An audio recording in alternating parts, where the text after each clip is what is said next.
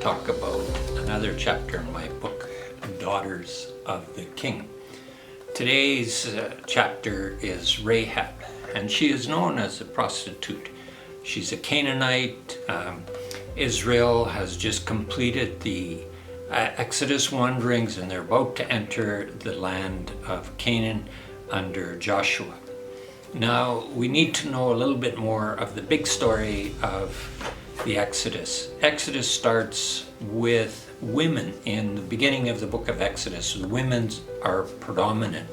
And now we come to the book of Joshua, and again, we're going to find a woman.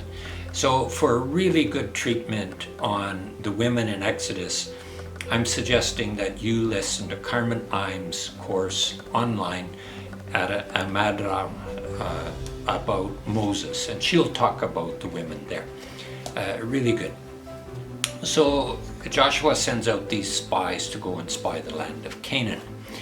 And the first thing these spies do is enter the house of Rahab the Prostitute. That's how she's known in the Old Testament.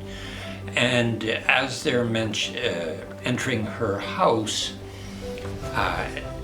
the word used to enter could also has sexual connotations. And when the king of Jericho hears about this, he sends men, and they say to Rahab, "Where are the men that entered?"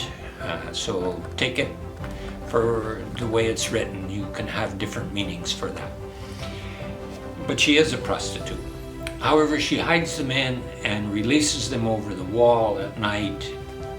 And the deal is the men will spare her life and the life of her family. And they do that when Jericho falls. They save her. But there's another side to this story. Remember in Genesis chapters 1 and 2, it's a man and a woman are created to be together, to work together. Well, sometimes we see these relationships that don't work very well together, as with Abraham and Hagar, or Judah and Tamar.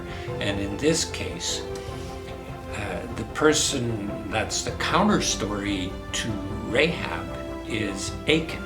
Achan takes some of the things from Jericho that he wasn't supposed to take, hides them in his tent under the floor. His family knows all about it.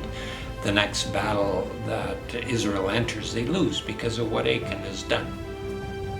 So if we look at this story, Rahab knows who God is, what he's doing, and what he will do. So she seems to know more than the Israelites do. There's no question in her faith in Yahweh what is going to happen. She's heard all the stories.